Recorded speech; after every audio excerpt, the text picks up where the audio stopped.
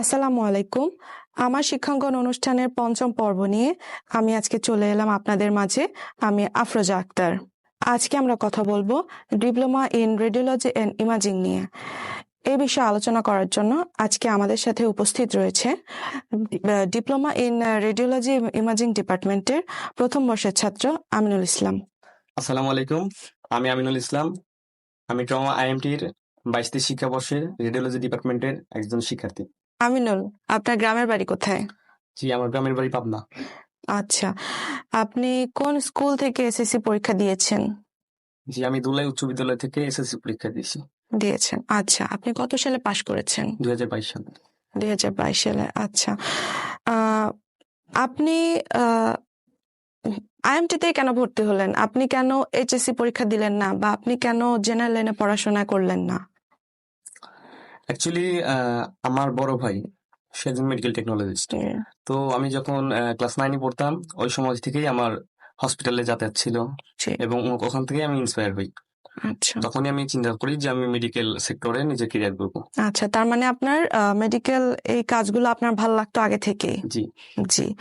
আচ্ছা, তো আপনি যেহেতু আইএমটিতে ভর্তি হয়েছেন, তো আইএমটিতে ভর্তি হওয়ার আগে যেহেতু আপনি বাংলাদেশে আরো অনেক আইএমটি ছিল, আপনি নিশ্চয়ই রিসার্চ করেছেন, রিসার্চ করে দেখেছেন, বুঝেছেন।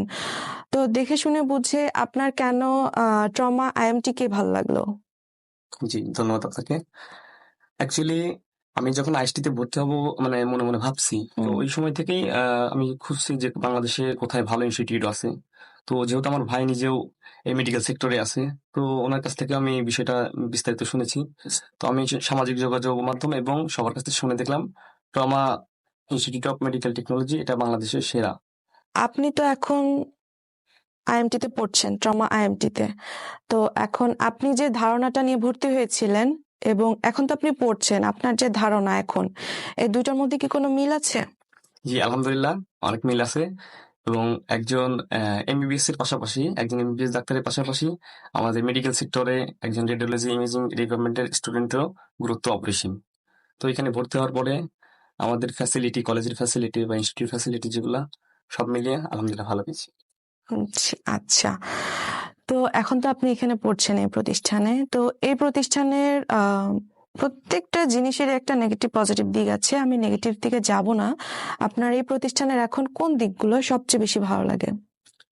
জি, প্রথমত আমাদের এমবিবিএস ডাক্তার দ্বারা আমাদের প্রত্যেকটা টিচার এমবিবিএস ডাক্তার। জি জি।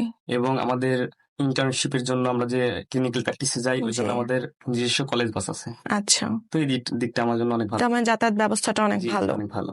আচ্ছা, এবং আমাদের রেডিওলজি ইমেজিং এর জন্য আমাদের নিজস্ব সিটি এমআরআই মেশিন, জি, এক্সরে মেশিন এগুলো আমাদের নিজেদেরই আছে। তো এখানে আমরা নিজেরাই শিখতে পারি।